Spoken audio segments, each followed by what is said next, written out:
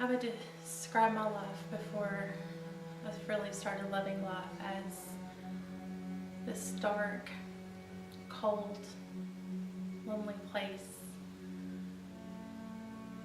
that you never want to see yourself in, that you never want to be in. I remember probably when all that started was when I was 14, my parents separated.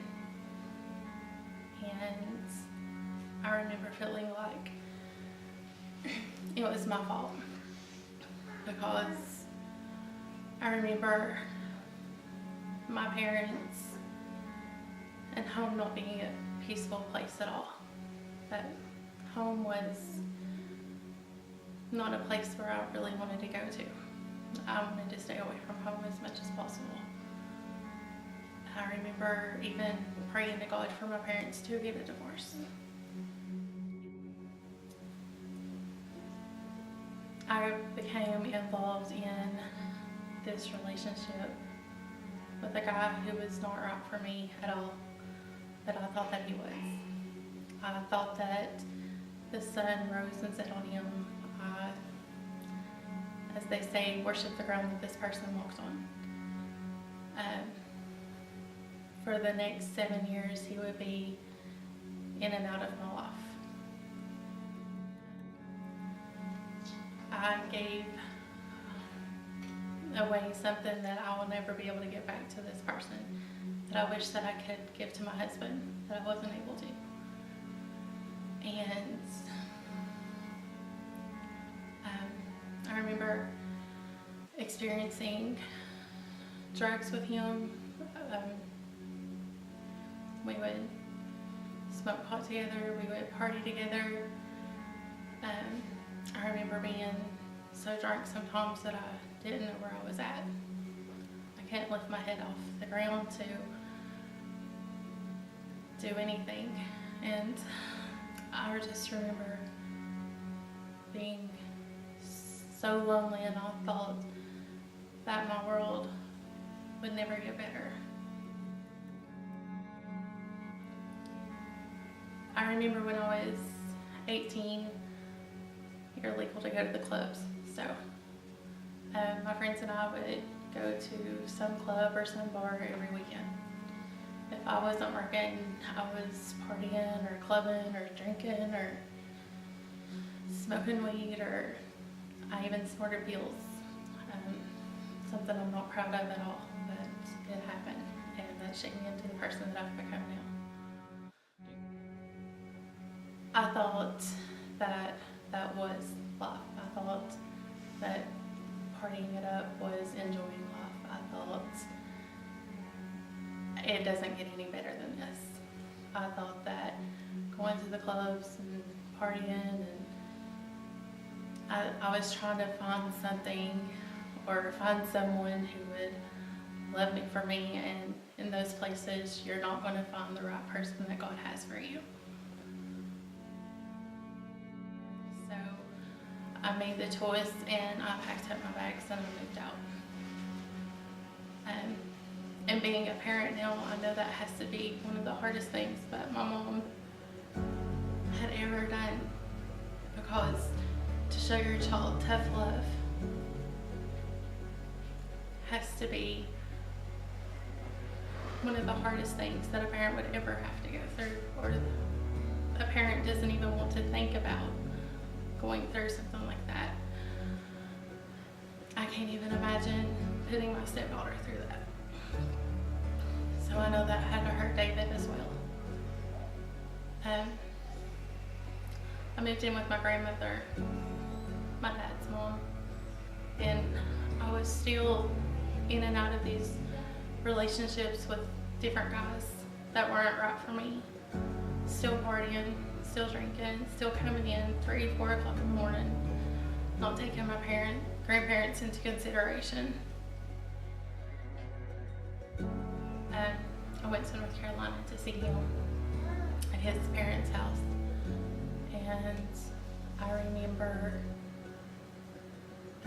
us going out one evening, just driving around, and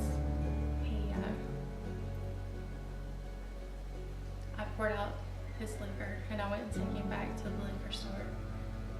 And he put his hands around my neck, and he was choking me and steering my car onto the oncoming traffic, trying to throw my car out of gear to where it would tear up. Punched my windshield, tore up my steering column, and that was the scariest that I'd ever been.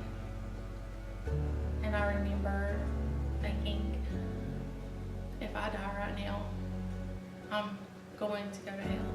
I'm not going to go to heaven.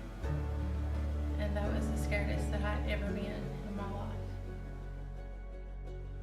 And that was the most violent abuse that I'd ever experienced from anyone. He had abused me in the past, emotionally and verbally and financially, but that was the first time that he'd ever physically abused me.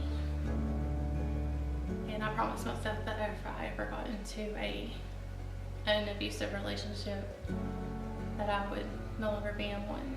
So I knew that this was the end of a terrible, heart-wrenching, on and off 7.5-year relationship, and I had had enough. And I just remember talking to God and saying, God, if you hear me, I am so sorry for everything that I have done wrong. And I promise that if I make it home okay, that if you see me out of this, that I will surrender my life completely to you, that I am yours.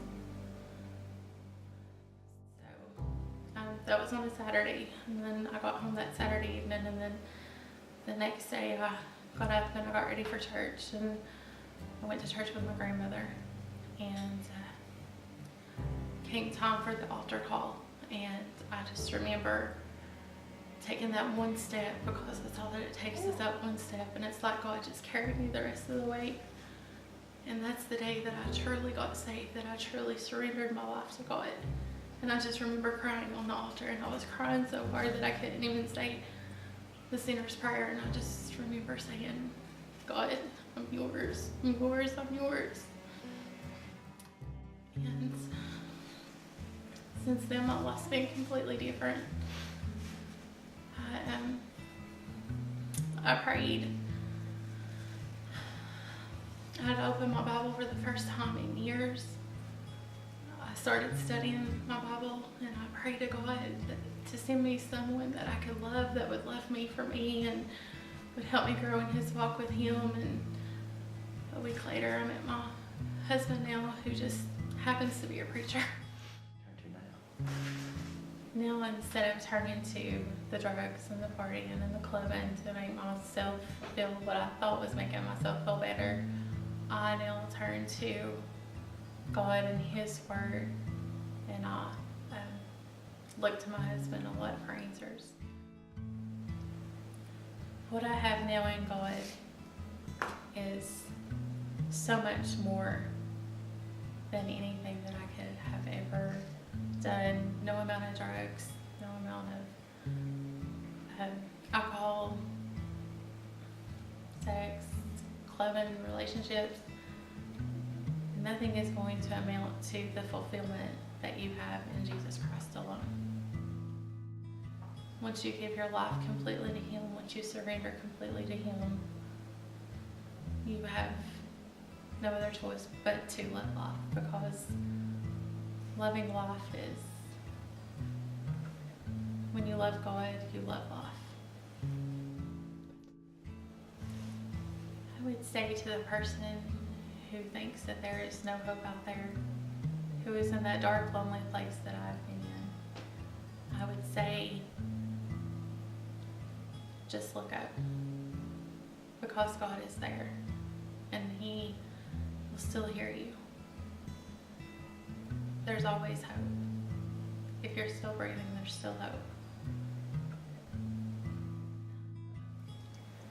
My relationship with my family now, with my mom and stepdad and my grandparents, and it's been completely restored and completely healed by God, and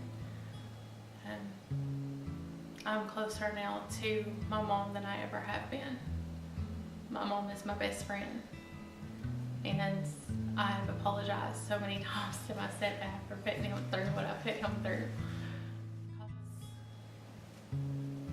I remember thinking that there was no way that I was ever going to truly love life, because I didn't think that you could love life and be a Christian, because I didn't think that being a Christian was cool, or being a Christian wasn't what your friends thought was cool. But